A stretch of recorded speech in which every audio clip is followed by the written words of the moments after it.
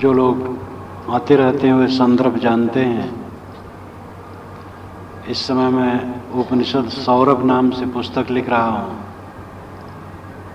इस समय बृहदारण्यक में जनक की सभा में हूँ। जनक की सभा में अच्छे अच्छे दिग्गज याज्ञवल्क्य से प्रश्न कर रहे हैं और वो उत्तर दे रहे हैं।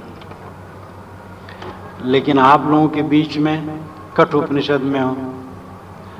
5 दिनों से कठ उपनिषद पर चर्चा चल रही है। कठ, आज कठ की समाप्ति। नयो वाचा न मनसा प्राप्तुम शक्यो न चक्षुषा अस्ति ब्रोतो अन्यत्र कथम ततुपलभ्यते।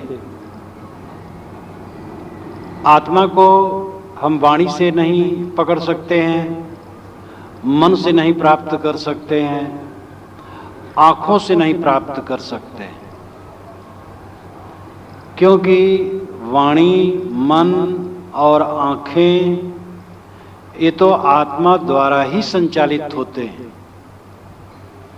आत्मा ही आंखों से देखता है, कानों से सुनता है, मन से सोचता है, वाणी से बोलता है। तो उसको इन इंद्रियों द्वारा कैसे ग्रहण किया जा सकता है? तब कैसे ग्रहण किया जा सकता है? यमराज इसके उपदेष्टा हैं कठ उपनिषद के। बड़े तार्किक ढंग से, बड़ी युक्ति से, बहुत वैज्ञानिक ढंग से उत्तर देते हैं। अस्ति इति ब्रूतो अन्यत्र कथम तदुपलभ्यते। अस्ति है, इति यह, अस्ति ब्रूतो कहने वाला, अन्यत्र इसके अलावा, कथम कैसे, तद उपलब्धते उसको पाया जा सकता है। जो कहने वाला है वही, जो कहता है मैं आत्मा को नहीं मानता हूं, कोई बात नहीं, आप आत्मा को नहीं मानते, आप तो हैं। और जो मानता है और नहीं मानता है वही। जो कहता है मैं आत्मा को नहीं मानता हूं, वैसे कहता है कि मेरा पिता बाल ब्रह्मचारी है, या मेरे मुख में जीभ नहीं है। कोई कहे मेरे मुख में जीभ नहीं है, सिद्ध हो गया जीभ है, तभी तो कह रहा है। मेरा पिता बाल ब्रह्मचारी है, इसको कहते व्याघात दोष, असंभव दोष। मैं जब उसका लड़का हूं, मेरा पिता बाल ब्रह्मचारी है, इसको कहते व्याघात दोष, असंभव दोष। मैं जब उसका लड़का हूं तो मेरा पिता बाल ब्रह्मचारी कैसे? आत्मा नहीं है ऐसा कौन कहता है? जो कहता है वही आत्मा है। अस्ति ब्रूतो अन्यत्र कथम तदुपलभ्यते। अस्ति है, ऐसा जो कह रहा है उससे अलग आत्मा को नहीं पाओगे। आपा होना, आपका होना ही आत्मा का होना है, आपका होना ही ब्रह्म का होना है, आपका होना ही सत्य का होना है। अब आपको हटा दिया जाए तो सब बेकार है। आत्मा ही हट जाए तब परमात्मा का अर्थ क्या है? इसलिए यमराज कहते हैं अस्तित ब्रूतो अन्यत्र। ये युक्ति बहुत सुंदर है। ऐसी युक्तियां भी उपनिषद में कहीं कहीं आई, और इस ढंग की तो बिल्कुल यही आई है 2 मंत्रों में। अस्तित ब्रूतो अन्यत्र कथम तदुपलभ्यते। पहली बार जब ये पंक्ति मैंने देखी थी, दिमाग में एकदम विचित्र आनंद उत्पन्न हुआ था। है ऐसा जो कहता है उसे अलग कहीं आत्मा को पाओगे? और कदाचित वो दूसरे रूप में कहे नहीं है तो भी उससे अलग कहीं आत्मा को नहीं पाओगे। है और नहीं, ये दोनों सकारात्मक और नकारात्मक विचार है, लेकिन ये विचार विचारक के बिना संभव नहीं है, और जो विचार करता है वही है। रेने देकार्त 17वीं शताब्दी के यूरोप के महान दार्शनिक हुए हैं, बहुत सुलझे हुए विचारक थे। रेने देकार्त, जिसको डेकार्ट भी कहते हैं। I think therefore I am, मैं सोचता हूं इसलिए मैं हूं, ये उनका वाक्य है। सोचना कौन सोचता है? जो सोचता है वही है। इसलिए अपनी आत्मा को समझो।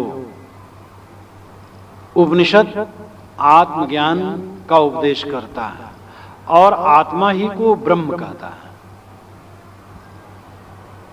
ब्रह्म आत्मा से अलग नहीं है, इसीलिए 4 महावाक्य उपनिषदों के हैं। अहम ब्रह्मास्मि तत्त्वमसि प्रज्ञानम ब्रह्म अयम आत्मा ब्रह्म।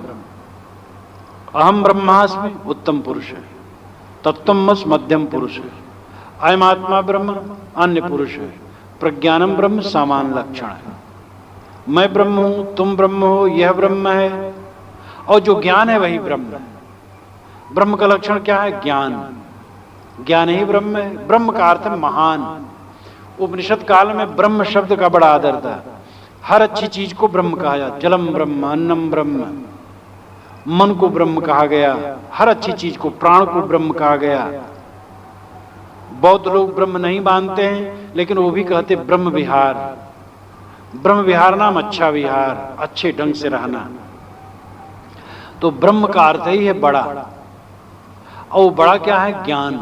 आपके अंदर में ज्ञान की ज्योत निरंतर जलती है। आपका होना ही मानो ब्रह्म का होना है। आपका होना राम का होना है। कबीर साहब की भाषा में राम है, वो राम ज्यादा कहते हैं। आपका होना मानो राम का होना है। हृदय वसैते ही राम न जाना। कहें कबीर खोजे आसमान, आसमान लोग खोजते हैं, और हृदय में जो बसता है उसको समझते नहीं है। तो अस्ति इति है यह जो कहता है, इसके अलावा उसको कैसे पाओगे? अस्तित ब्रूतो अन्यत्र कथम तदुपलभ्यते। इसलिए वाणी से, मन से और आंखों से पाने की चेष्टा न करो। ध्यान करने वाले आंख से ज्योत देखते हैं तो कहते ज्योति ब्रह्म है, ज्योति आत्मा है। अरे ज्योत तो दृश्य है, आप उसके दृष्टा हैं। ज्योति आपको नहीं देखती है, आप ज्योति को देखते हैं।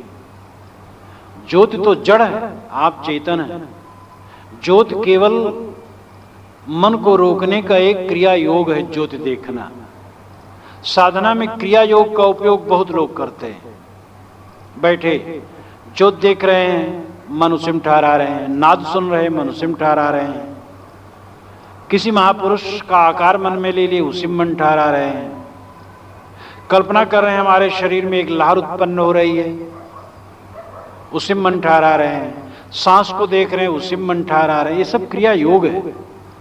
चंचल मन को स्थिर करने का साधन है। ये स्वरूप स्थित नहीं है, ये आत्म स्थित नहीं है, ये परम विश्राम नहीं है। ये बीच का रास्ता है, मन को ठहराने का रास्ता है। परम विश्राम स्वरूप स्थित, स्वरूप में स्थित होती है। स्वरूप का मतलब है स्वरूप, स्वनाम खुद रूप नाम पदार्थ। जो अपना पदार्थ है वो स्वरूप है।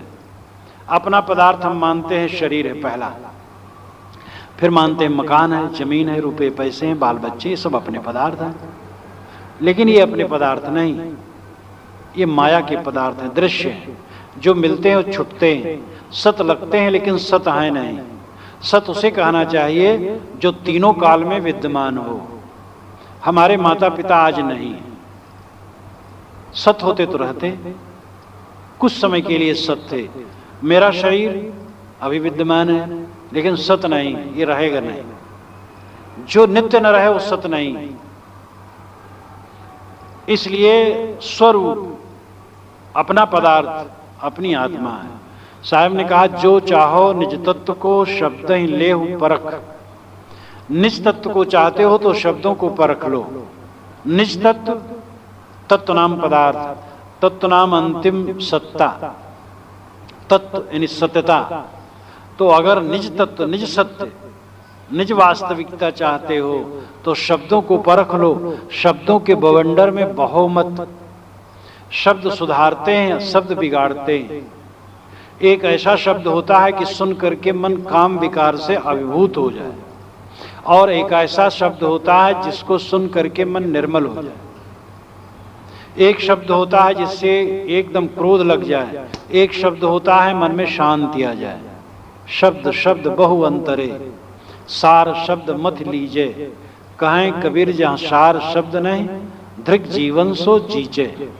शब्द शब्द में बड़ा अंतर है। एक कांटा चुभ जाता है, एक कांटा उसको निकालता है। निकालने वाला कांटा हितकारी है, चुभने वाला दुखदाई है। जो बंधन दे वो दुखदाई है, जो बंधन से छुड़ाए वो कल्याणकारी है। तो शब्द अनेक प्रकार के, उनमें हमें विचार करने की जरूरत है। तो निज तत्व, आत्म तत्व, जो हमारा ओढ़ना बिछौना है, जो हमारा राम रहीम है, हमारा परब्रह्म और आत्मा है, और जो हमारा परम विश्राम स्थल है, जिसके समान कोई अभेद्य किला नहीं है, जिसके समान कोई अपना नहीं है, जो पुत्र से प्रिय है, धन से प्रिय है, शरीर से प्रिय है, नाम रूप से प्रिय है, दुनिया के सारे सुखों से प्रिय है, वो आत्मा है। याज्ञवल्क्य ने मैत्री को यही कहा, अय मैत्री, पुत्र से आत्मा प्रिय, धन से आत्मा प्रिय, सभी वस्तुओं से आत्मा प्रिय, क्योंकि आत्मा ही के लिए हम सबको चाहते हैं।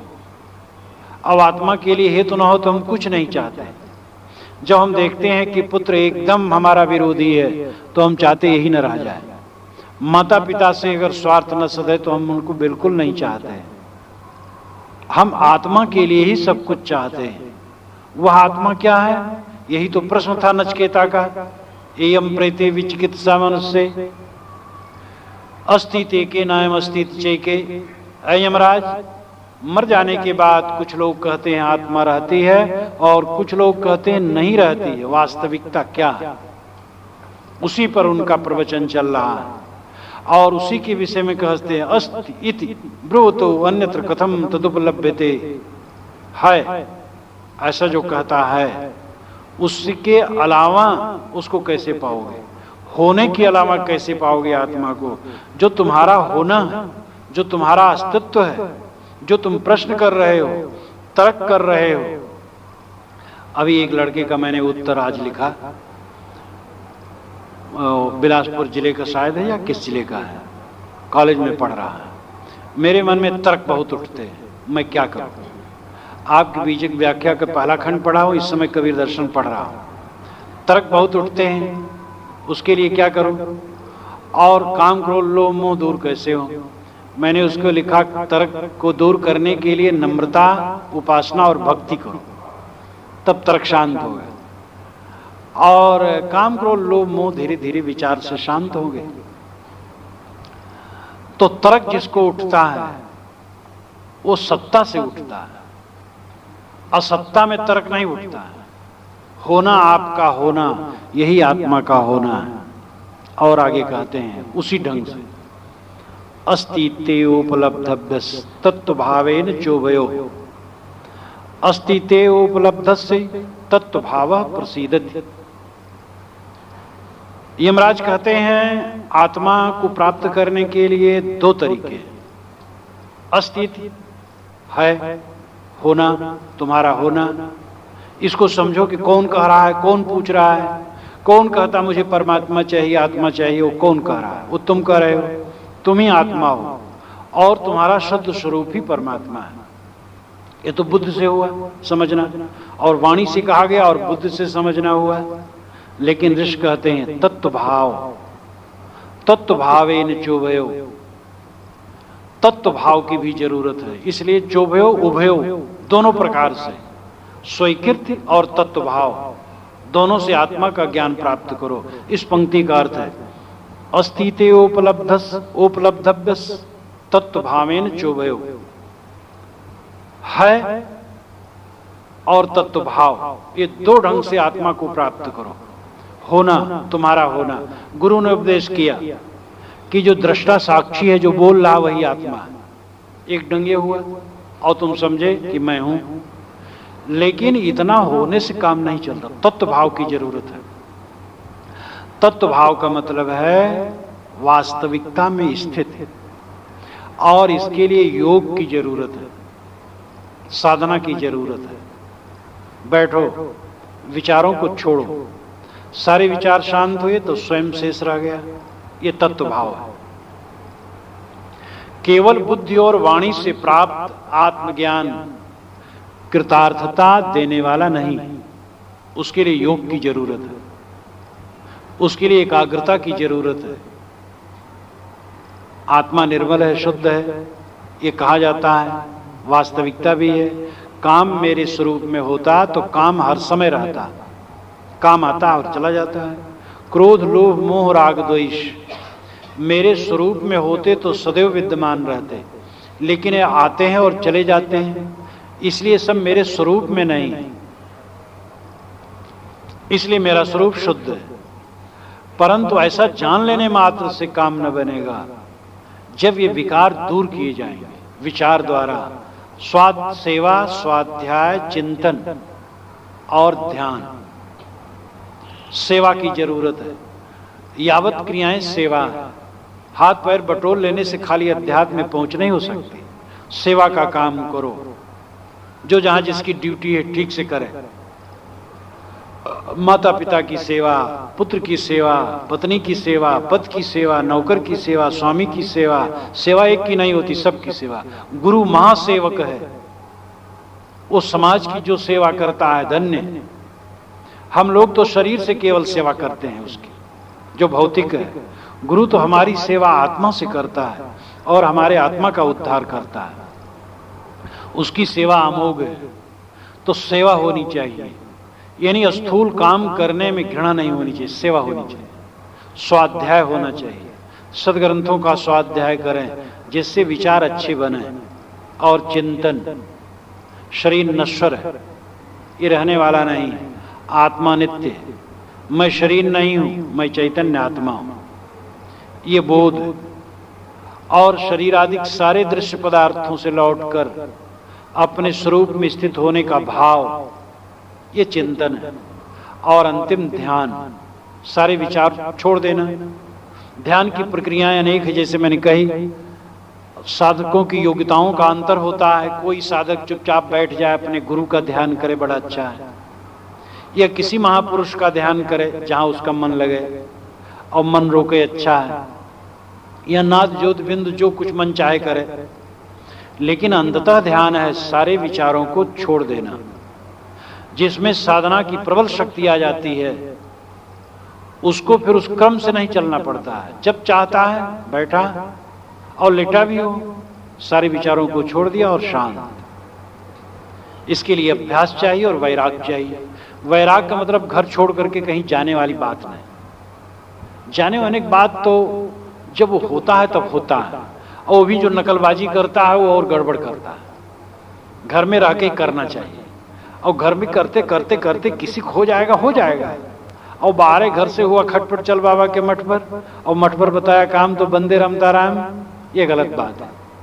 वैराग एक मन की अनासक्ति अवस्था है, और ये अनासक्ति अवस्था जितनी बढ़ेगी ध्यान में उतना प्रवेश होगा।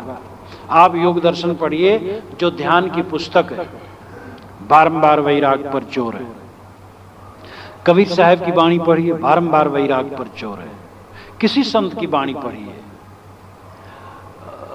हजरत मोहम्मद वैराग का प्रतिपादन वैसे उस ढंग से नहीं किए, लेकिन उन्होंने भी कहा जो दुनिया से उदास रहता हो और कम बोलता हो, उसके पास बैठना, उसके पास से तुम्हें रूहानी ताकत मिलेगी।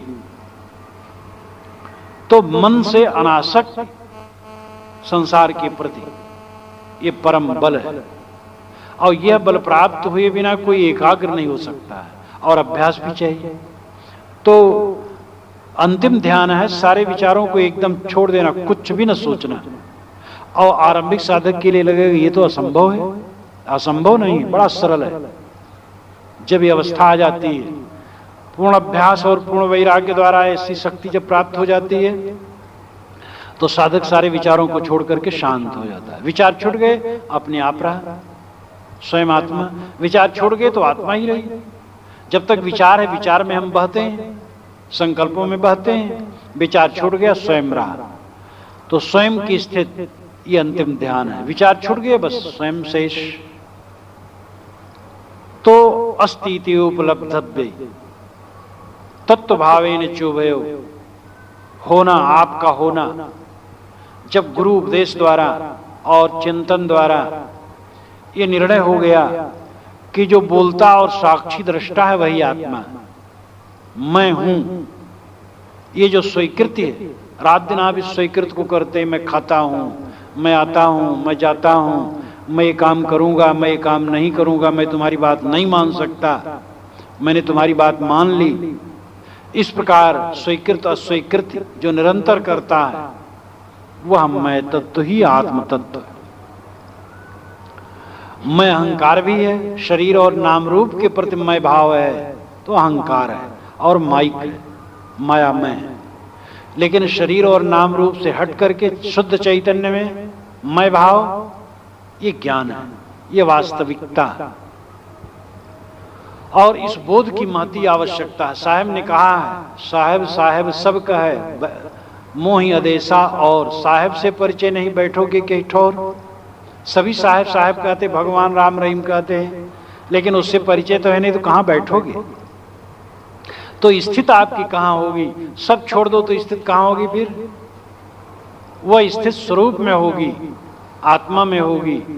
और वही अगर खारिज है, आत्मिक बोध नहीं है, तो कहीं का वो नहीं होगा। इसलिए आत्मबोध की जरूरत है। तो ऋषि कहते हैं अस्तित्वोपलब्धव्यस् तत्व भावेन चोभयो। तुम्हारा होना, आपका होना गुरु द्वारा, सत्संग द्वारा, समझ द्वारा ये हो गया कि मैं हूं। ये जो मैं तत्व है, जो जागृत अवस्था में कहता मैं हूं, जो स्वप्न में स्वप्न देखता है और जाग करके कहता मैंने स्वप्न देखा, और गाढ़ी नींद के बाद उठ करके कहता मैंने सुख से सोया, जो तीनों अवस्थाओं में निज की स्वीकृति करता है, वह आत्मा नित्य अजर अमर शुद्ध बुद्ध है। वही आप हैं, वही आपका स्वरूप है। यह बुद्धि द्वारा उपलब्ध करो, यानी बुद्धि द्वारा समझो।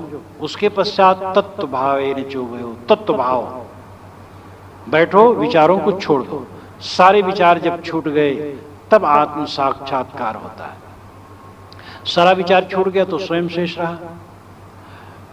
आप एक जंगले के पास खड़े हुए, अंदर से बाहर सड़क में आते हुए जाते हुए व्यक्तियों को देखिए, और जब तक आप देखते रहेंगे अपने का होश नहीं रहेगा। देखना बंद कर दीजिए, तब अपना ख्याल होगा। विचार जब छूट जाते हैं तब अपने आप का अनुभव होता है। जब तक हम विचारों में रहते हैं तब तक ढके रहते हैं। मूर्ति का अनावरण किया जाता है। चौराहे पर मूर्ति लगाई जाती है किसी महापुरुष की, तो कपड़े से ढांक देते हैं। कभी कभी विवाद हो जाता है तो कपड़े से ढका रहता है, वो महीनों महीनों उड़ता रहता है, मालूम हो तो कोई दुल्हन खड़ी कर दी गई। कई जगह ऐसा मैंने देखा विवाद में, और साड़ी ओढ़े बेचारी खड़ी है मूर्ति। विवाद सुलझा तब कोई नेता आता है, अनावृत करता है, आवृत हटा दिया, खुल गया। आत्मा का आवृत होना क्या है, ढकना क्या है? विचार, सोचना। एक विचार तो होता है विचारवान होना चाहिए, वो अलग अर्थ है। विचार होना सार सार क्या है, सोचना। और एक विचार जो मैं अभी कह रहा हूं, वह विचार का अर्थ है संकल्पों का प्रवाह जो निरंतर आपके मन में उठ रहा है। ख्याल आया सड़क की, बैल की, आदमी की, लड़की की, लड़का का, गोबर का, मिट्टी का, ये सब स्मरण होता रहा। जो मन में आया जो होता रहा। ये विचारों का प्रवाह, संकल्पों का प्रवाह, यादगिरियों का प्रवाह, ये प्रवाह आवरण है। ध्यान में ये आवरण छट जाता है, तब स्वयं शेष रह जाता है। जो इन विचारों को देखने वाला है वो स्वयं रह जाता है। और जब तक विचारों में रहता है तो विचारों के धुंध में अपने आप को खोए रहता है। जब विचार शांत हो गए तब स्वयं का उद्घाटन होता है। इसको कहते आत्म साक्षात्कार और तत्व भाव। इसमें अपने आप का बोध होता है। समाधि में पहुंच करके अपने आप का सच्चा बोध होता है। गुरु के सत्संग में, ग्रंथ अध्ययन और विचार और चिंतन करने में बुद्धि और वाणी से आत्मा का ज्ञान होता है। और संकल्पों के शांत होने पर पूर्ण ध्यान की अवस्था में आत्मा का साक्षात्कार होता है, तत्व भाव। तो यमाचार्य कहते हैं अस्तित्वोपलब्धव्यस् तत्व भावेन चोभयो। होना, आपका होना, आपका अनुभव होना मैं हूं, बुद्धि द्वारा ऐसा आप जाने, ये आत्मज्ञान का एक अंश हुआ। पूर्ण अंश होगा तत्व भाव में। जब आप सारे विचारों को छोड़ देंगे, कुछ नहीं सोचेंगे जिस काल में, तब अपने आप की गरिमा का पता लगेगा। उनका दुर्भाग्य है जो ध्यान तक ही पहुंचते, अपने तक नहीं पहुंचते। ऐसे भी विचार है कि ध्यान में पहुंचो, एकाग्र हो जाओ, बस उसके आगे नाव का छूट गई, कहां डूबे कुछ पता नहीं। आत्मज्ञान की महती आवश्यकता है। बैठोगे के ठौर, साहब यही के कहां बैठोगे, मन संसार से हटा दिए, अब कहां बैठेगे वो? आत्मा में। इसीलिए गीता में भी कहा गया है, आत्म संस्थम न कृत्वा न किंचिदप चिंतित, कुछ भी न सोचो, आत्मा को, मन को आत्मा में स्थित कर दो। कितनी बढ़िया बात है। और अंतिम चीज सब मिल जाती है।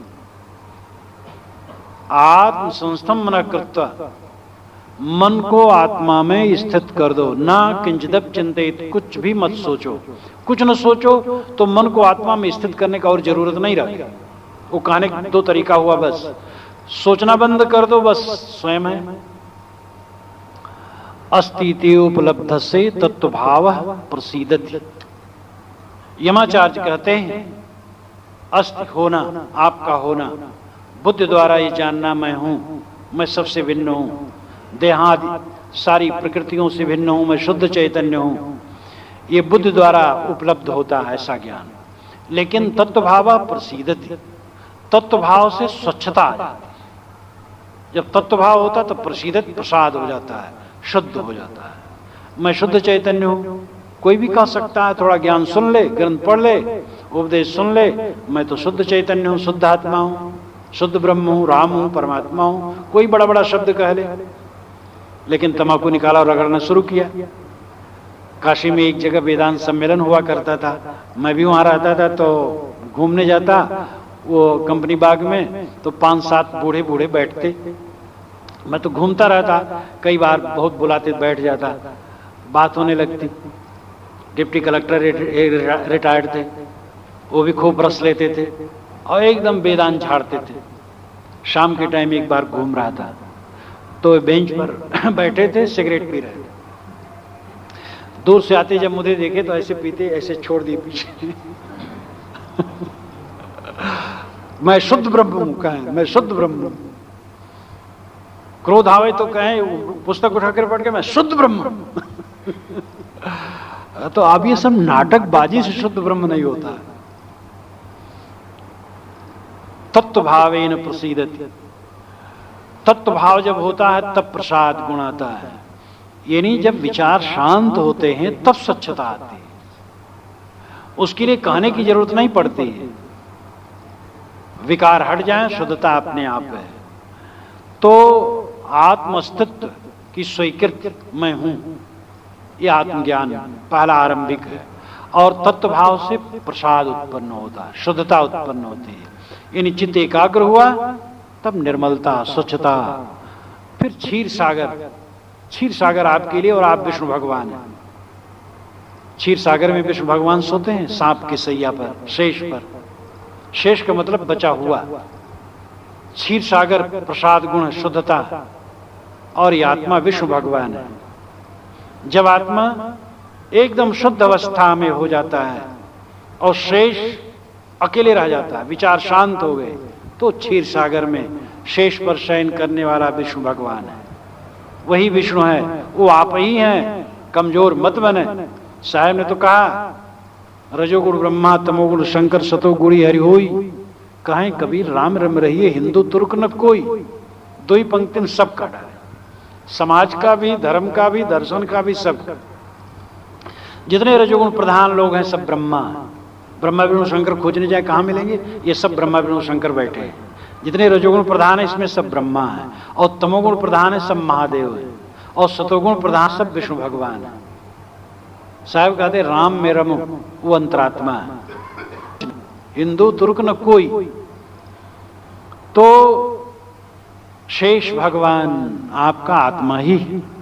यदा सर्वे प्रमुच्यन्ते कामा एयस हृदयस्थिता अथ मृत्यो अमृतो भवत यत्र ब्रह्म समुष्णते। यदा सर्वे प्रमुच्यन्ते कामा यस्य हृदयस्रताः, अनेक कामनाएं जो हृदय में आश्रय बना करके बैठी हुई हैं, जब वो एकदम छूट जाती हैं, अथ मृत्यो अमृतो भवत, फिर ये मृत अमृत हो जाता है, ये मरणशील मनुष्य अमर हो जाता है।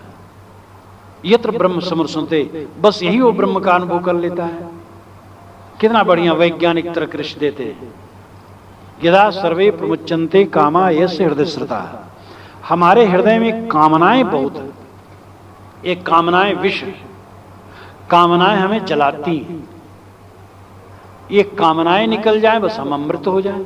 अमृत वस्तु जाने नहीं, मगन भया सब लोए, कहें कबीर कामो नहीं जीव ही मरण न हो। लोग अमृत वस्तु नहीं जानते हैं और कामना ही को अमृत समझ लेते हैं। साहब कहते जब कामना ना हो तब अमृत। इच्छा जितनी छोड़ो अमृत होते जाओ।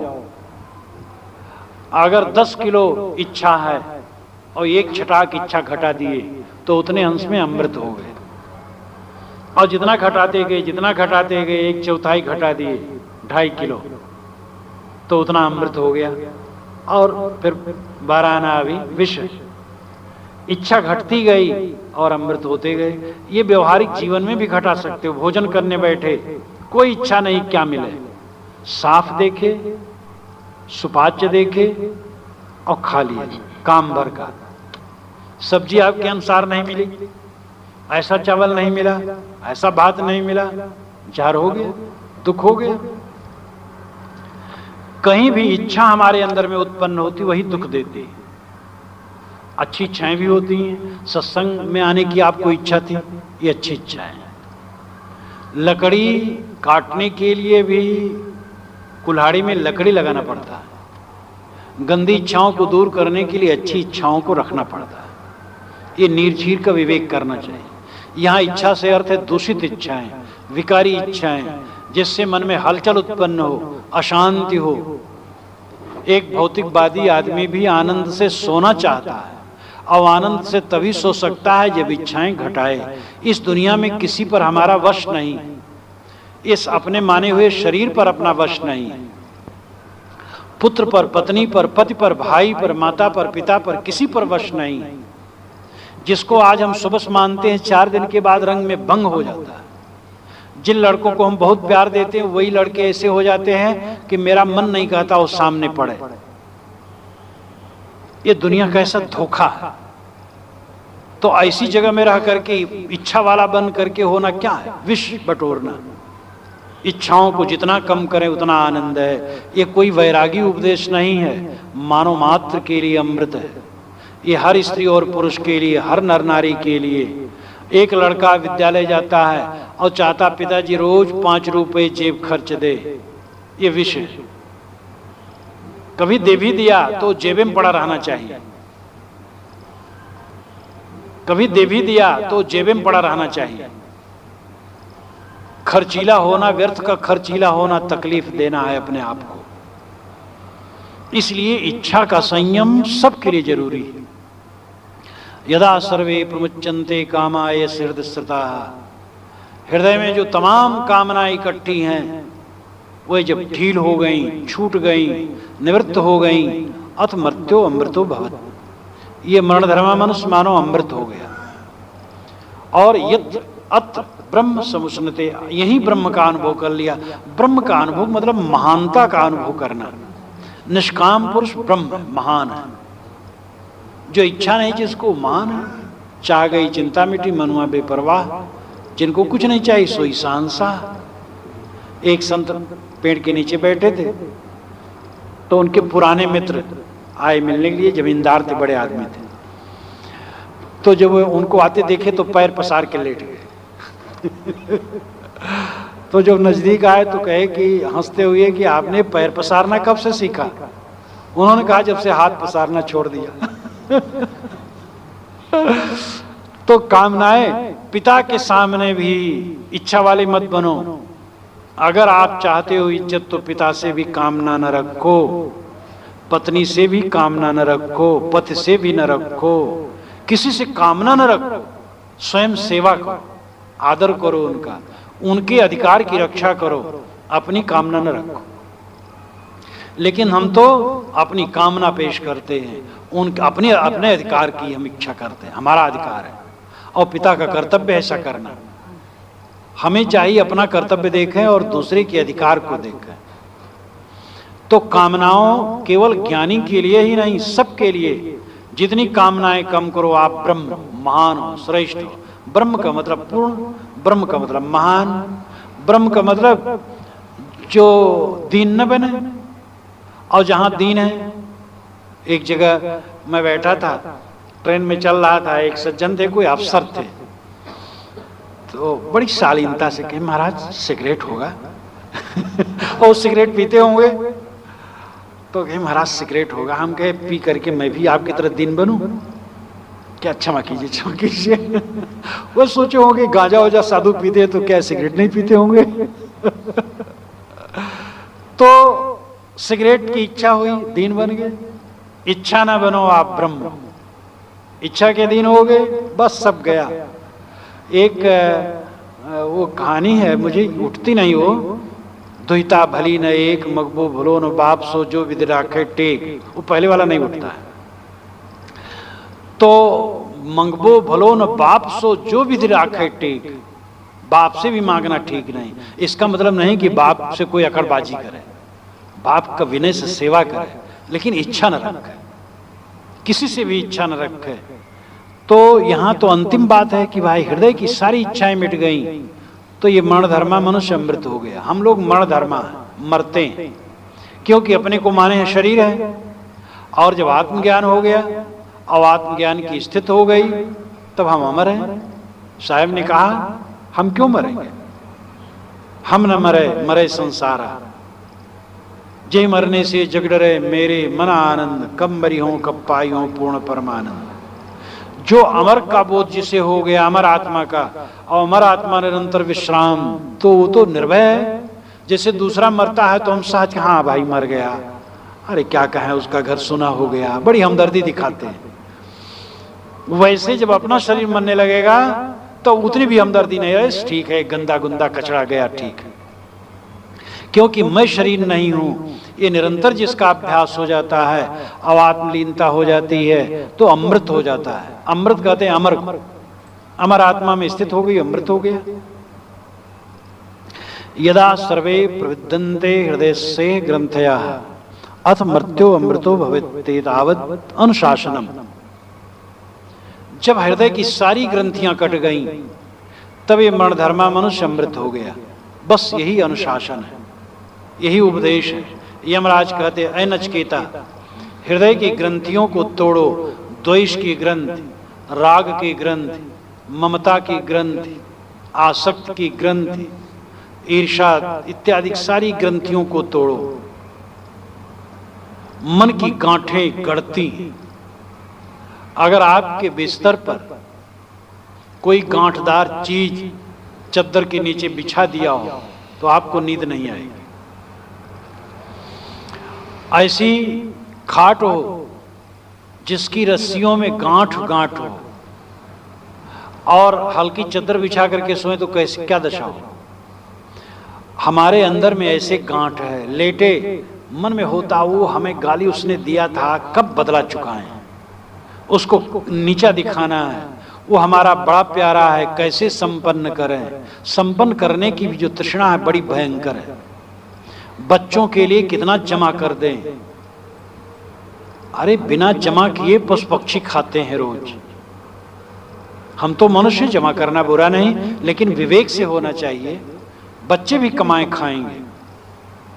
हमारे अंदर में जहां ममता होती है उनको संपन्न बनाने की गांठ, और जहां द्वेष होता उनको विपिन्न बनाने, हीन बनाने की गांठ। राग की गांठ, द्वेष की गांठ, काम की गांठ, क्रोध की गांठ, मोह की गांठ, ये गांठें हमें गढ़ती हैं और नींद नहीं लेने देती। ये गांठें सब टूट जाएं, सुख से सो। तो यमराज कहते हैं ऐ नचिकेता, यदा सर्वे प्रविदन्ते हृदय से ग्रंथया, हृदय की सारी ग्रंथियां जब भेद डाली गई, तोड़ डाली गई, अत मृत्यो अमृतो भवेत्, ये मरणधर्मा मनुष्य समृद्ध हो गया। मन में कोई गांठ नहीं, कोई द्वेष नहीं, एकदम समता बुद्धि उदय हो गई, तो अमृत है वो। बस यही अनुशासन है, यही उपदेश है, यही शास्त्रों, ऋषियों, मुनियों, संतों, पीरों, पैगंबरों और दुनिया के समस्त पंडितों और विचारवानों का कथन है कि हृदय की गांठें टूटनी चाहिए। यही हमें गढ़ती हैं, यही तकलीफ देती हैं। हृदय की गांठों पर हम जितना विचार करें कम है।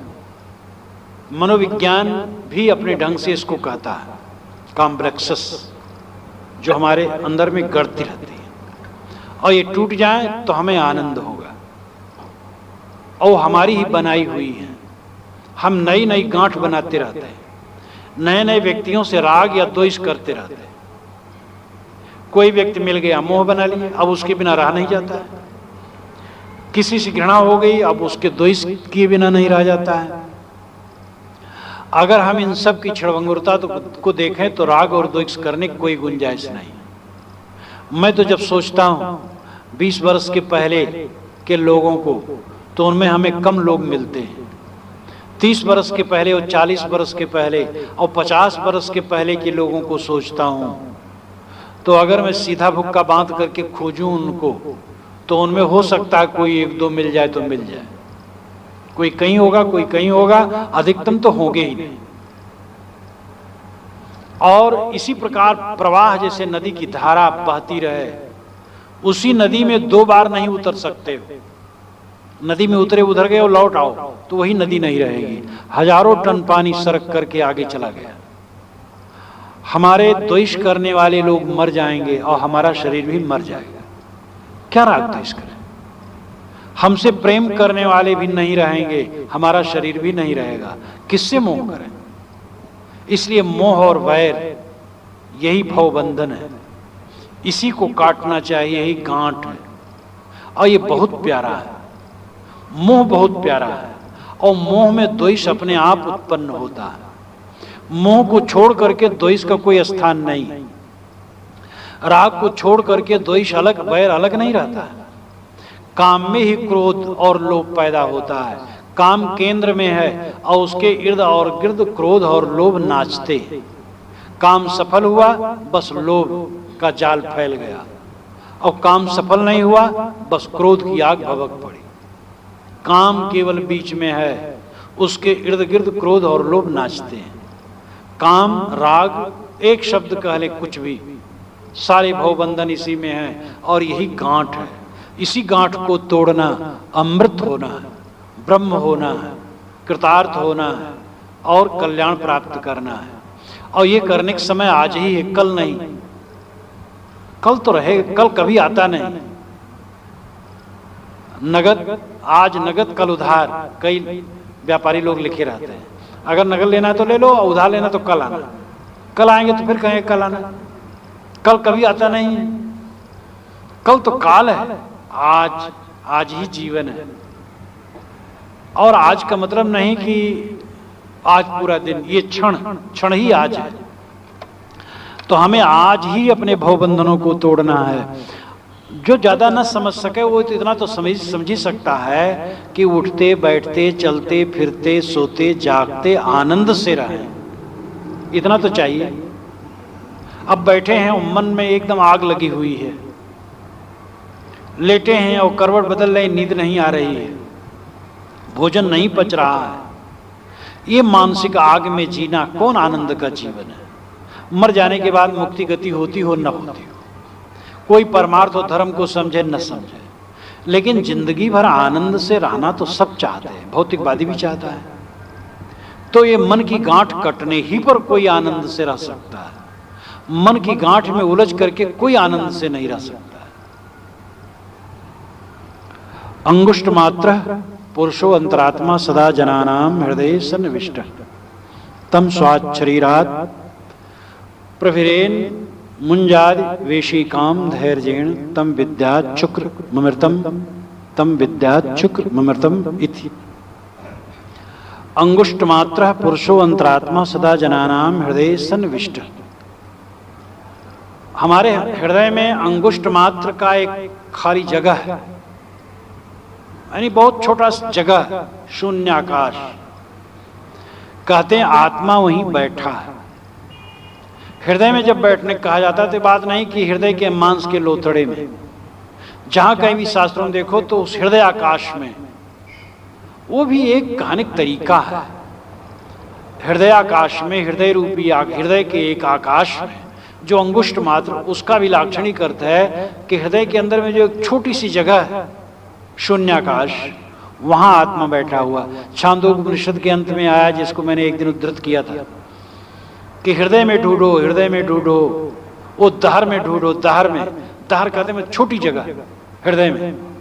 अगर कोई अरे दहर में क्या धरा हुआ छोटी जगह वहां, तो उससे कह दे कि उसी जगह में वो रहता है, वो आत्मा, वो ब्रह्म। आत्मा अपने हृदय में खोज। ये ऋषियों का सकारात्मक पक्ष बड़ा उज्जवल है।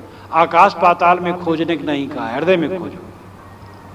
तो अंगुष्ठ मात्रा पुरुषोंतरात्मा सदा जनानाम हृदय सन्निविष्ट।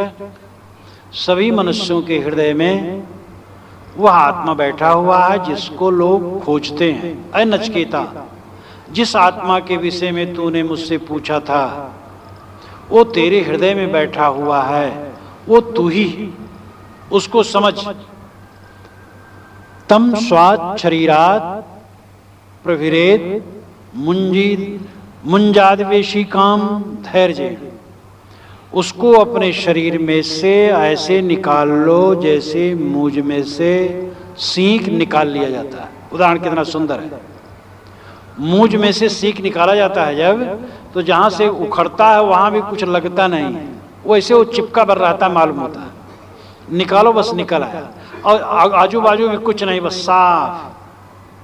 मूंज में से सीख जैसे निकाल लिया जाता है, उसी प्रकार इस शरीर में से अपनी आत्मा को निकाल लो, विचार द्वारा और तत्व भाव द्वारा। जैसे ऊपर कहा गया, अस्तित्व उपलब्ध है और भाव अस्तित्व होना, आत्मअस्तित्व का होना, ये समझ लेना, और फिर सारे विचारों को छोड़ करके आत्म साक्षात्कार कर लेना। ये दो विधि बताई गई थी। तो वही यहां कहते हैं कि शरीर में से अपनी आत्मा को ऐसे निकाल लो जैसे मूंज में से सीख लोग निकाल लेते हैं। ये कैसे निकाला जाए? विचार द्वारा और तत्व भाव द्वारा, जो पहले कहा गया था। विचार द्वारा ऐसे निकालो, ग्रंथ पढ़ो, ऐसे ग्रंथ पढ़ो, ऐसे सत्संग करो, ऐसे गुरुजनों के पास बैठो जो आत्मज्ञानी हो, और वो बताएंगे तुम शरीर नहीं हो, तुम प्राण नहीं हो, तुम मन नहीं हो, तुम संकल्प विकल्प नहीं हो, रज वीर्ज नहीं हो, मिट्टी पानी आग हवा नहीं हो, शून्य नहीं हो, तुम इन सब के साक्षी हो, ज्ञान मात्र। यह मुझ में से सीख निकाल लेने के समान विचार द्वारा, बुद्धि द्वारा, वाणी द्वारा ये अभ्यास है। बैठो और सोचो, ये शरीर हड्डी का ढांचा है, टट्टी पेशाब भरी है, मिट्टी का पिंड है, मैं इसमें साक्षी स्वरूप चैतन्य हूं, इससे अलग हूं। बारंबार विचारो, फिर कल्पना करो शरीर पड़ा है, मैं इससे ऊपर हो गया हूं, मैं इसका साक्षी हूं, मैं ज्ञान मात्र हूं।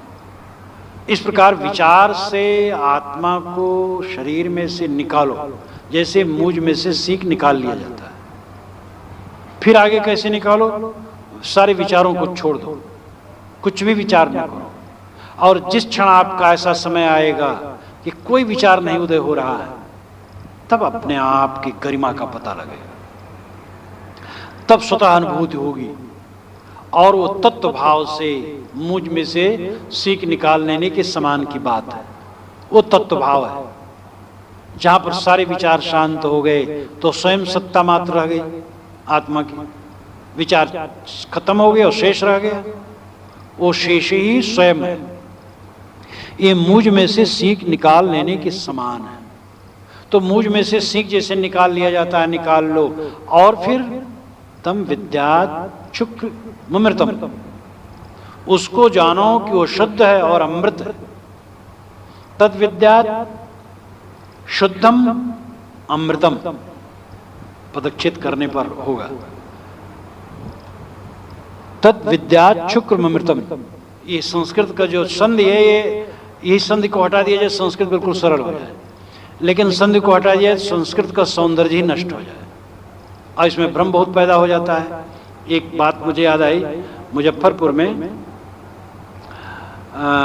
थे शरद चंद्र जी, तो उनका पत्र आया, तो डाकिया लेकर के घूम रहा था, तो लिखा रहा है श्री मच्छर चंद। तो डाकिया कहे भैया मच्छर चंद कोई यहाँ रहते हैं? तो लोग कहे मच्छर चंद यहाँ कोई नहीं है। अब गली गली घूमे, भैया मच्छर चंद का पता है, मच्छर चंद कौन है? तो अब उन्हीं के पास पहुंच गए, कहे भैया यहाँ कोई मच्छर चंद है? तो शरद चंद कहे भाई मच्छर चंद यहाँ कोई नहीं है, कैसे कैसे लोग होते, मच्छर चंद नाम रख लेते, कोई नाम हुआ? तो कहे पत्र जरा दिखाओ, तो देखे, अरे कहे तो मेरा ही है। कहे तो आप मच्छर चंद? अरे कहे भाई संस्कृत का चक्कर है, छोड़ो इसको। श्री मच्छर चंद, श्रीमत शरद चंद को जब जोड़ दिया जाता है तो श उड़ जाता है, चछा जाता है, श्री मच्छर चंद। तो श्रीमत शंकराचार्य, शंकराचार्य को जब लिखा जाता है संस्कृत में तो श्रीमत शंकराचार्य, तो श्रीमत मच्छर चंद, तो मच्छर चंद। ऐसे तम विद्या शुक्रम अमृतम, यानी शुद्धम अमृतम। जब मुझ में से सीख के निकाल लेने के समान आत्मा को देह में से विवेक द्वारा निकाल लो, तब उसको कैसे समझो कि वो शुद्ध है और अमृत है। ये आत्मा शुद्ध है। शुद्ध उसे कहते जिसमें दूसरी वस्तु न हो। आत्मा में दूसरी वस्तु नहीं है, वो केवल ज्ञान मात्र है, उसमें कोई प्रकृति की चीज नहीं है, इसलिए शुद्ध है। और अमृत है। अमृत इसलिए है क्योंकि उसमें कोई तकलीफ नहीं है। जैसा शुद्ध आत्मा है वैसे विश्राम पा जाओ, सब तकलीफ खत्म हो जाएगी। और हम आप एक ही चीज चाहते, तकलीफ न हो। लेकिन जो लोभ मोह है वो उसमें फंस जाते हैं और तकलीफ भोगते रहते हैं। बीमारी है लेकिन खटाई मिल गई, मिठाई मिल गई, खा लिए, फिर देखा जाएगा, फिर भोगते हैं, फिर बीमार पड़ गए, फिर जब आया कहीं भोज में गए, कहीं मीटिंग में गए और कहीं पार्टी में, अच्छा खा लें, गोली खा लेंगे थोड़ा। तो जैसे ये मन फिसलता है ऐसे मन संसार में फिसल फिसल कर हम दुख भोगते हैं। अपनी आत्मा को विवेक द्वारा शरीर में से निकालो। और दो तरीका बताया ऋषि ने, विवेक द्वारा और समाधि द्वारा, दोनों की जरूरत है। सत्संग में और चिंतन द्वारा विचार करो मैं शरीर नहीं हूं, मैं शुद्ध चैतन्य हूं। बारंबार अनुविचार अनुविचार अनुविचार, और फिर सारे विचारों को छोड़ दो, तब स्वयं शेष। ये दोनों तरीकों से अपनी आत्मा को मुझ में से सीख निकाल लेने के समान निकाल लो और समझो वो शुद्ध है और अमृत है। मृत प्रोक्ताम नचकेतोवत लब्धा विद्यामेताम योग विधिम च कृतस्नम ब्रह्म प्राप्तो बिरजो अभूत विमृत अन्योप्येवं यो विदध्यात्मेव। मृत्यु द्वारा कहा हुआ, यमराज द्वारा कहा हुआ अध्यात्म ज्ञान, योग के सहित अध्यात्म ज्ञान नचिकेता ने प्राप्त किया। प्राप्त करके वो ब्रह्मरूप हो गया, विरज हो गया और अमृत हो गया। दूसरा भी अगर इसको प्राप्त कर लेगा तो भी वैसे हो जाएगा। ये कठोपनिषद का अंतिम मंत्र है। मृत्यु प्रोक्ताम, मृत्यु द्वारा कहा हुआ। यमराज का दूसरा नाम मृत्यु है। यमराज कोई व्यक्ति नहीं जो उपदेश करे, ये रूपक है। और अर्थ यही है, कोई ऋषि थे, हो सकता उनका यमाचार्य नाम हो। यम का अर्थ है संयम, और वेदों में यम लोक है जो स्वर्ग लोक है। यम लोक स्वर्ग लोक को कहते हैं। ये तो जमाने के अनुसार सब अर्थ बदलता रहता है। मैं कहा नहीं करता हूं गधा का, गधा गधा हम लोग गधा को कहते हैं, लेकिन संस्कृत में गधा का अर्थ है वैद्य। गद नाम रोग, हा नाम नाश करने वाला। जो रोग का नाश करे वो गधा वैद्य डॉक्टर है। लेकिन किसी वैद्य डॉक्टर को आज गधा को तो डंडे से पीटेगा। तो जमाने के अनुसार शब्द अर्थ बदलता है, अर्थ यात्रा करता रहता है, एक जगह स्थिर नहीं रहता। तो यम का अर्थ है संयम। यमाचार्य कोई संयमशील योगी पुरुष से नचिकेता ने प्रश्न किया था कि मर जाने के बाद लोग कहते हैं आत्मा रहती है, कुछ लोग कहते हैं नहीं रहती, तो महाराज सच क्या है? उसी पर उनका सारा उपदेश है। कठ उपनिषद उपनिषदों में एक स्वर्ण स्तंभ की तरह खड़ा है। तो मृत प्रोक्ताम नचिकेताथो नचिकेतोऽथ लब्ध्वा विद्यामेताम योग विधिम च कृतस्नम। मृत्यु ने, यम ने, किसी योगी पुरुष ने, किसी ज्ञानी पुरुष ने जो योग के सहित अध्यात्म ज्ञान कहा था, कृतस्नम नाम पूर्ण रूप से वह नचिकेता ने ग्रहण किया। योग के सहित अध्यात्म या अध्यात्म के सहित योग, यही सार्थकता है। केवल अध्यात्म ज्ञान हो, आत्मा अजर अमर है, तो ये कहने से काम न चलेगा अगर योग न हो। और केवल योग हो, मनोनिग्रह तो कोई करे लेकिन पेदिए नहीं है, आत्म अस्तित्व का बोध ही नहीं है, तो भी भटकना है। इसलिए ऋषि दोनों को कहते हैं विद्यामेताम योग विधिम च कृतस्नम। यह आत्म विद्या और योग, ये समग्रता को लेकर के नचिकेता को यमराज ने कहा, बिल्कुल कहा। बारंबार ध्यान समाधि और कैसे अपने आप में आना चाहिए। बीच में बात आई थी कि शरीर रथ है, इंद्रियां घोड़े हैं, मन लगाम है, बुद्धि सारथी है, आत्मा रथी है, विषय पथ हैं। और चंचल घोड़ा जैसे रथी को परेशान कर देता है, उसी प्रकार चंचल इंद्रियां आत्मा को पतित कर देती हैं। इसलिए इंद्रियां संयमित हो, मन लगाम कड़ी हो, बुद्धि सारथी संयमित हो, तब कल्याण होगा। तो योग के सहित अध्यात्म यमाचार्य ने कहा, और उसको प्राप्त करके ब्रह्म प्राप्तो विरजो अभूत और विमृत, 3 शब्द का विशेषण नचिकेता के लिए किया गया है। वो ब्रह्म प्राप्त हो गया। ब्रह्म प्राप्त नहीं, श्रेष्ठत्व प्राप्त, निष्काम हो गया, कृतार्थ हो गया। और विरजो, रोग रहित हो गया, मल रहित हो गया, निर्मल हो गया। और विमृत, मृत्यु से रहित हो गया, क्योंकि समझ लिया मैं आत्मा हूं, मैं अविनाशी हूं, शरीर नहीं हूं, मेरी मृत्यु नहीं है। और इस धारणा में जिसकी स्थित हो गई, भय दूर हो गया। शरीर के अहंकार से भय होता और भय ही मृत्यु है। और स्वरूप ज्ञान से, आत्मज्ञान से निर्भयता होती है, और निर्भयता ही अमरता है। जब आत्मबोध हो गया, वह समर हो गया। तो ऋषि कहते हैं इसको कोई दूसरा भी ग्रहण करे तो वो भी ऐसे हो जाएगा।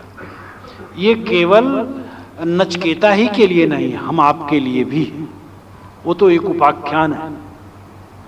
तो ये सब का सार यह है कि हमें पहले अपने आत्मा को, अपने स्वरूप को समझना चाहिए, और फिर संयम, नियम और साधना से चलना चाहिए। धीरे धीरे हमें आगे बढ़ना चाहिए। जितना बन सके इंद्रियों पर अधिक से अधिक संयम, मन पर अधिक से अधिक संयम। उठते बैठते चलते फिरते हमें ध्यान होना चाहिए कि मन में कोई गंदगी न आने पाए।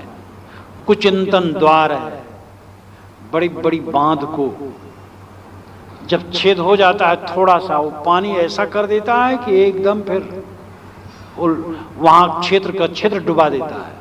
जहां छेद हुआ सुई के बराबर, सुई के छेद के बराबर, फिर धीरे धीरे बढ़ जाएगा। गंदे विचार मन में आए, सारी गंदगी उपस्थित हो जाएगी। इसके लिए संयमित भोजन, सादा भोजन करो, जल्दी पचने वाला भोजन करो, मिर्च मसाले से बचो, नमक कम खाओ, भोजन कम खाओ। सादा भोजन और कम भोजन अमृत, बहुत सुखद है। उठने बैठने, काम धंधा करने, सब में आराम, और सुंदर विचार रखो, विचार में तनाव न हो। अगर आदमी सादा और स्वल्प भोजन करे और सुंदर विचार रखे, बहुत निरोगी रहेगा, बहुत सुखी रहेगा। फिर रोग होते हैं, ऐसे भी होते हैं जिसको हम लोग प्रारब्ध कहते हैं। कि बड़े संयम बड़े सदाचार से रहते हुए भी रोग आ गया तो भाई किसी जन्म का वो होगा, ये मानते हैं हम लोग। लेकिन ऐसा अपवाद स्वरूप होता है। अगर आदमी संयम से रहे और सुंदर विचारों से रहे तो बहुत सुखी रहेगा। तो इस प्रकार आहार विहार में संयम, व्यवहार में संयम, लड़ाई झगड़ा न करें।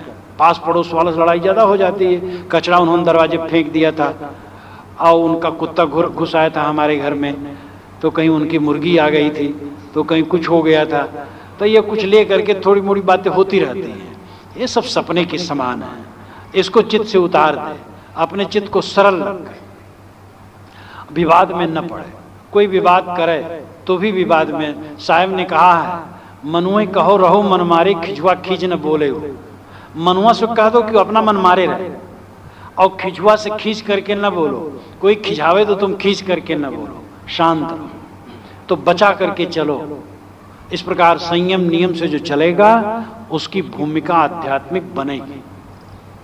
ये खाली ज्ञान भर जान लेने से काम न बनेगा, चरित्र सुधारना पड़ेगा। और यही जीवन का सच्चा सुख है। अंततः आत्मज्ञान होना और आत्मा में विश्राम पाना जीवन का परम लक्ष्य है, और अंत में कुछ रहेगा नहीं। जब काल आया, वाल्मीकि रामायण के उत्तरकांड के अंतिम में ये बात आती है, काल आया तब महाराज राम ने कहा एतत् अस्तित निश्चित, अब ये सब कुछ भी नहीं रहेगा।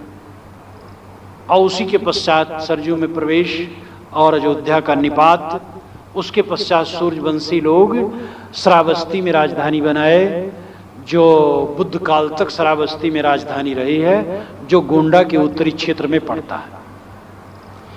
तो हम तो देखते हैं कि हमारे पिता की पीढ़ी पूरी खत्म हो गई और हमारी पीढ़ी में थोड़े लोग रह गए। थोड़े दिन में कितना क्या हो जाता है, और हम यहाँ बिल्कुल अजर अमर मान बैठ करके राग और द्वेष में डूबे हुए हैं। इसलिए दीर्घ दृष्टि से हमें काम लेना चाहिए, और ये आत्मज्ञान की दृष्टि आने पर ही ये सब हो सकता है।